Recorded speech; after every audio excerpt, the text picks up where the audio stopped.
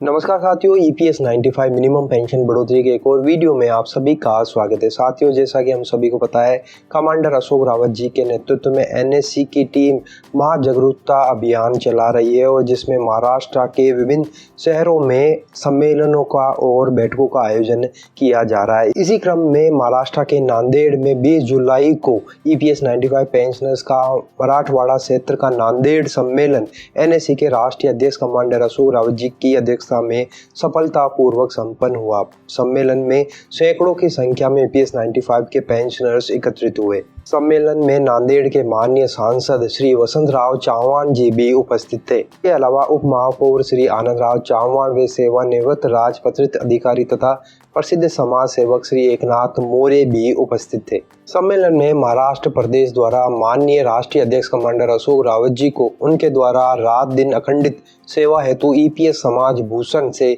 सम्मानित किया गया। वे ये सम्मान नांदेड़ के सांसद माननीय श्री वसंतराव चव्हाण जी के कर कमलों द्वारा कमांडर अशोक रावत जी को प्रदान किया गया। सम्मेलन में सेंट्रल टीम के पदाधिकारी, मराठवाड़ा के एनएससी के पदाधिकारियों द्वारा हजारों की संख्या में ईपीएस 95 पेंशनर्स उपस्थित थे। इसके अलावा बीदर कर्नाटका से भी एनएससी के नेता श्री बाबू राव जी के नेतृत्व में भारी संख्या में एनएससी की टीम पहुंची तथा गुरुद्वारा के संत बाबा बलविंदर सिंह जी द्वारा दीप प्रज्वलित कर सम्मेलन की शुरुआत की गई। सम्मेलन में आगे बढ़ते हुए धाराशिव के सांसद माननीय श्री ओम प्रकाश गोपाल सिंह और पवन राज निम्बालकर जी के द्वारा उनकी अनुपस्थिति के कारण उनके द्वारा भेजा हुआ शुभ संदेश पत्र श्री एसएन आम्बेडकर जी ने सभी को पढ़कर सुनाया। उन्होंने संदेश पत्र भेजकर यह सिद्ध कर दिया कि वह पेंशनर्स के साथ में। लातूर के माननीय सांसद श्री शिवाजी राव कालगे जी ने भी सम्मेलन में उपस्थित न रहने के कारण संदेश भेजा वे दिनांक 31 जुलाई 2024 के दिल्ली प्रदर्शन में उनके उपस्थित रहने का वचन दिया। सम्मेलन के अध्यक्ष कमांडर अशोक रावत जी ने माननीय सांसद महोदय जी के समक्ष पेंशनर्स की व्यथा, उनकी मांगे, आज की स्थिति, निकट भविष्य में मांगों की मंजूरी हुए तो संभावनाएं, दिनांक 31 जुलाई का जंतर मंतर दिल्ली का आंदोलन आदि बिंदुओं पर प्रकाश डालते हुए माननीय सांसद महोदय जी के समक्ष स्पष्ट किया कि अब ईपीएस 95 पेंशनर्स का संयम टूट रहा है। ये रोज किसी भी हद तक जा सकता है। उन्होंने माननीय सांसद महोदय से आग्रह किया कि आगामी संसद सत्र में पेंशनर्स की मांगों को अविलंब मंजूर करवाने व उनके प्रभावी ढंग से हमारी सहायता करें, जिससे पेंशनर्स की 4 सूत्रीय मांगे मंजूर हो जाए।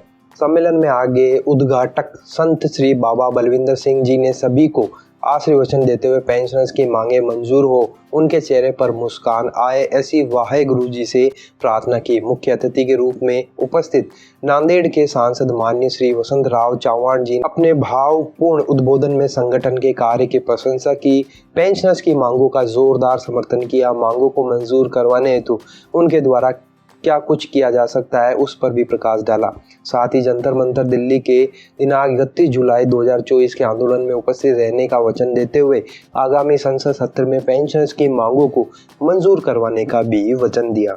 सम्मेलन में राष्ट्रीय महासचिव वीरेंद्र सिंह राजावत, प्रांतीय अध्यक्ष श्री एसएन आम्बेडकर, प्रांतीय कार्याध्यक्ष कमलाकर पांगरकर, महिला फ्रंट की राष्ट्रीय अध्यक्षा श्रीमती शोभाताई आरस, राष्ट्रीय सचिव सरिता नारकड़े, प्रांतीय अध्यक्षा मलिकन, महिला फ्रंट सो कविता भालेराव इत्यादि पदाधिकारियों ने भी मार्गदर्शन पर भाषण दिया। तो साथियों, यहाँ पर आप देख सकते हैं सैकड़ों की संख्या में ईपीएस 95 के पेंशनर्स इस नांदेड़ सम्मेलन में उपस्थित हुए और एक हुंकार भरी और संसद भवन में मुद्दा उठाने की बात कही। तो साथियों, यहाँ पर देख सकते हैं एनएससी की टीम कमांडर अशोक रावत जी के नेतृत्व में लगातार सक्रिय है और लगातार सम्मेलन करते जा रहे हैं। इसी क्रम में 31 जुलाई को दिल्ली के जंतर मंतर पर भी भव्य सम्मेलन होने वाला है, ध्यान आकर्षण आंदोलन होने वाला है, जिस पर सरकार की निगाहें हैं। विभिन्न सांसद उस समय उपस्थित रहने वाले हैं। तो अब देखना यही होगा कि किस तरह से सरकार इनको लेती है और ईपीएस 95 पेंशनर्स की जो 4 सूत्रीय मांगे हैं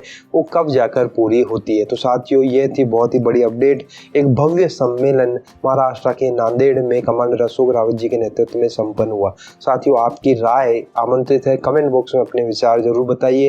वीडियो अगर आपको अच्छा लगा तो लाइक शेयर कर दीजिएगा। इसी तरह की अपडेट पाने के लिए आप चैनल को सब्सक्राइब जरूर कर लीजिए। तो फिर मिलते हैं। जय हिंद, जय भारत।